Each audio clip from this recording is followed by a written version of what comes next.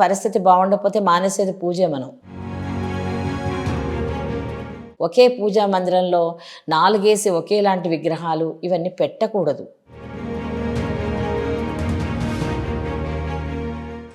ధాత్రి YouTube channel ప్రేక్షకులందరికీ కూడాను శుభోదయము. గృహస్థాశ్రమంలో కొన్ని ధర్మాలను చెప్పారు. ఆ ధర్మాలు అనునిత్యం మనం ఆచరించుకోవాల్సినటువంటి పూజా విధానాలు కొన్ని ఈరోజు మనం మాట్లాడుకుందాము. గృహస్థాశ్రమంలో ముఖ్యంగా స్త్రీ పురుషులు ఇద్దరు కూడా, పురుషులు ఇందులో అనునిత్యం దీపారాధన పూజ చేయవలసిన బాధ్యత వారిది. దానికి కావాల్సిన ఏర్పాట్లు చేయాల్సినటువంటి బాధ్యత భార్యది. అయితే కాలానుగుణంగా ఇవాళ రేపు ఉద్యోగాలు వ్యాపారాలు వీటితోటి కొంచెం సతమతం అవుతున్న కారణంగా ఎవరో ఒకళ్ళు చేయడం అనేది ముఖ్యమైనటువంటి విషయం కనుక ఎక్కువ ఇళ్లలో స్త్రీలే చేయడం జరుగుతోంది.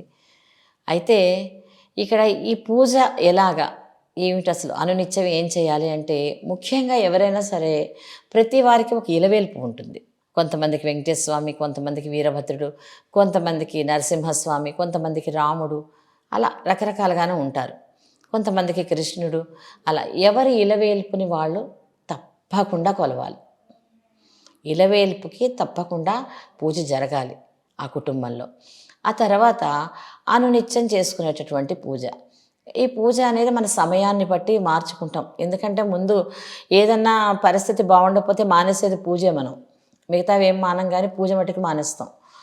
అయితే దీనికి లఘు పూజగా చక్కగా పంచకృత్యాలతోటి ఇది ఆవాహనం, ఆసనం, తర్వాత పాద్యము, ధూపం, దీపం, నైవేద్యం ఇలా సింపుల్గా చేసుకుని మొత్తానికైతే చేయాలి. చేయకుండా మటుకి కుదరదు. ప్రతిరోజు దేవతా మందిరాన్ని శుభ్రం చేసుకోవాలి. దయచేసి ఇన్ని ఫోటోలు, ఇన్ని విగ్రహాలు ఒకే పూజా మందిరంలో 4 ఒకేలాంటి విగ్రహాలు ఇవన్నీ పెట్టకూడదు. మీరు ఒక్కసారి ఆలోచించుకోండి. మనం ఒక ఇంట్లో ఉండాలి అంటే ఒక రూమ్ మనకు సపరేట్ అనుకుంటున్నాం. ఆ రూమ్లో ఎవరో మనం మరి భర్త గారు మాత్రమే ఉండాలి. ఆ పిల్లల రూమ్లో పిల్లలు వాళ్ళు ఒక్కళ్ళే ఉండాలి. ఒక్కొక్కళ్ళకి ఒక్కొక్క రూము. అలా అనుకున్నప్పుడు ఇంత చిన్న దేవతా మందిరంలో ఎన్నో దేవతామూర్తుల్ని పెట్టేసేసి ఆ తర్వాత ఇంకా ఉన్న విగ్రహాలే 4 విఘ్నేశ్వరుళ్ళు, 5 ఇంకొక విగ్రహాలు, అమ్మవార్ల రకరకాల ఫోటోలు ఇవన్నీ కాకుండా మనకు సనాతన సాంప్రదాయంలో ఆది శంకరాచార్యుల వారు పంచాయతనము అనేది చెప్పారు. ఈ పంచాయతనంలో ఏం చెప్పారు? ఈశ్వరుడు, విష్ణువు, అమ్మవారు, సూర్యుడు, విఘ్నేశ్వరుడు, ఈ 5గురే దేవతలు ఉంటారు. ఇందులో మీకు ఈశ్వరుడు ఇష్టం అనుకోండి, ఈశ్వరుడిని మధ్యలో పెట్టండి. అమ్మవారు, విష్ణువు, సూర్యుడు, ఆ తర్వాత విఘ్నేశ్వరుడు.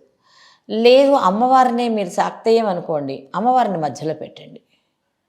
మిగతా 4గురిని పెట్టండి. మీరు అమ్మవారు అయ్యవారు కలిసి ఉండాలని అనుకుంటే ఒకే అమ్మవారు, ఒకే శక్తి స్వరూపం. ఆ ఒక్క శక్తి స్వరూపమే ఈశ్వరుడితో ఉన్నప్పుడు పార్వతీదేవి, విష్ణువుతో ఉన్నప్పుడు ఆవిడే లక్ష్మీదేవి. ఇన్ని రకాల విగ్రహాలు కానీ ఇన్ని రకాల ఫొటోస్ కానీ ఉండనవసరం లేదు. ఈ 5 మాత్రమే పెట్టుకోవాలి. ఆ తర్వాత ఏమంటే సూర్యుడిని పెట్టారు కదా, చంద్రుడు ఏమయ్యాడు అంటే ఈశ్వరుడు యొక్క శిరస్సు మీద చంద్రుడు ఉంటాడు. దీపారాధన ఉంటుంది. దీపారాధనే కుమారస్వామి అనుకోండి.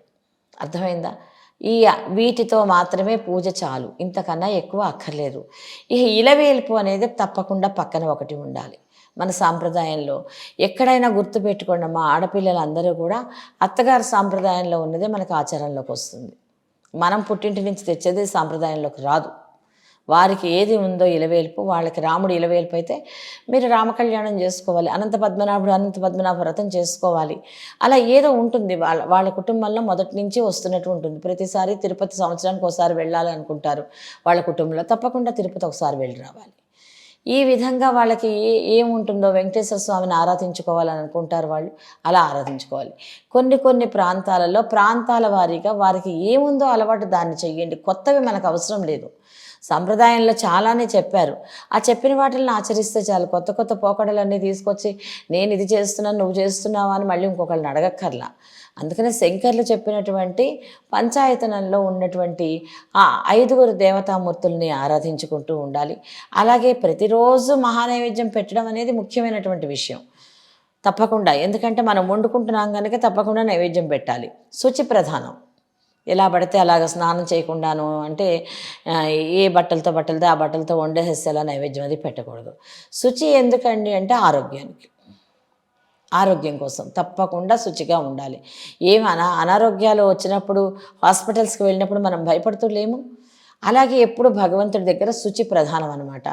అలాగే తినే ఆహార పదార్థాల్లో కూడా నిలవ ఉంచుకుని ఫ్రిడ్జ్లో పెట్టుకుని అవి తినడం అంత శ్రేయస్కరం కాదు. ఏ పదార్థమైనా వండిన 4 గంటల లోపల తినేసేయాలి. అవి మళ్ళీ మళ్ళీ ఉంచుకుని తర్వాత తిని వారం రోజులైనా వాటిల్నే తిని ఇలాంటివి చేయకూడదు. మనం ఎప్పుడు కూడా పదార్థాలని వేడిగా తినడం అన్నిట్లకన్నా శ్రేయస్కరం. అన్నిట్లకన్నా శ్రేయస్కరం వేడిగా ఉన్న పదార్థాలను తినడం. వాటి వల్ల ఆరోగ్యం చాలా చక్కగా ఉంటుందన్నమాట. ఒకవేళ అలా కాని పక్షంలో కొంచెం ఆలస్యమైన ఏదన్నా పదార్థం 4 గంటల లోపల తినడం అనేది మంచిది. అయితే ఇప్పటి పరిస్థితులను బట్టి ఇలా కుదరడం లేదు కదా అని అనుకుంటే మరీ ఎక్కువ సమయం కాకుండా ఏదో నిన్నటివన్నీ ఇవాళ తినడం కాకుండా ఈ రోజు తినేటట్లుగా ఏర్పాటు చేసుకోవాలి. అందుకని భగవంతుడికి నివేదన అనేది తప్పకుండా చేసుకోవాలి. ఒకవేళ ప్రతిరోజు మహానైవేద్యం కుదరలేదనుకోండి, కాసిన పాలో పళ్ళో నైవేద్యం పెట్టుకోవాలి.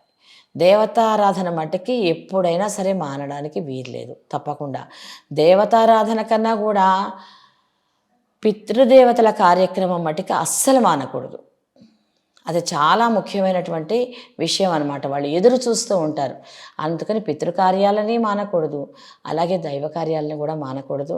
చక్కగా మనకి భగవంతుడు కలగజేసినంత దాంట్లో శుచితోటి చక్కగా శుభ్రంగాను భగవంతుడిని ఆరాధన చేసుకుంటూ ఒక మంగళవారం, ఒక శుక్రవారం, ఒక శనివారం ఇలా మనకి ఏ దేవతని ఆరాధన చేసుకోవడం మనకు ఆ రోజు అలవాటు ఉందో దాని ప్రకారం తప్పకుండా ఆరాధన చేసుకొని తీరాలన్నమాట.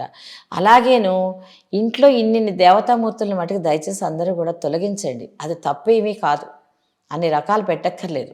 తెలిసిందమ్మా, రాను రాను వాటిని చూడడానికి కూడా మీకు ఇబ్బంది అయిపోతుంది. పెద్దవాళ్ళు అయిపోతారు, మీకు పిల్లల సహకారం ఉండదు. అవన్నీ అందుకని ఒకే చోట 2 విఘ్నేశ్వరుల్లో, 3 విఘ్నేశ్వరుల్లో, 4 కృష్ణుల్లో, ఒక దేవతా మందిరంలో ఎందుకమ్మా చెప్పండి? ఒక్క విష్ణువు, ఆయనే రాముడు, ఆయనే కృష్ణుడు, దశావతారాలు ఆయనవే. అర్థమైందా? అందుకని జాగ్రత్తగా చక్కగా ప్రతి నిత్యము కూడా దీపారాధన చేసుకోవాలి. సాయంత్రం సమయంలో కూడా దీపారాధన చేసుకోవడం మంచిది, మన ఇంటికి శ్రేయస్కరం. అలాగే వాకిట్లో ముగ్గేసుకోవాలి. పొద్దున్నే లేచి వాకిట్లో ముగ్గేసుకుని కానీ పూజ ప్రారంభించకూడదమ్మా. వాకిట్లో తుడుచుకొని వాకిట్లో ముగ్గేసుకొని ఆ తర్వాత దేవతా మందిరం ఏది ఉందో దాన్ని శుభ్రం చేసుకుని ఆ తర్వాత మనం నిత్య పూజ చేసుకోవాలి. తర్వాత ఇంకా కొన్ని విషయాలు తెలుసుకుందాం.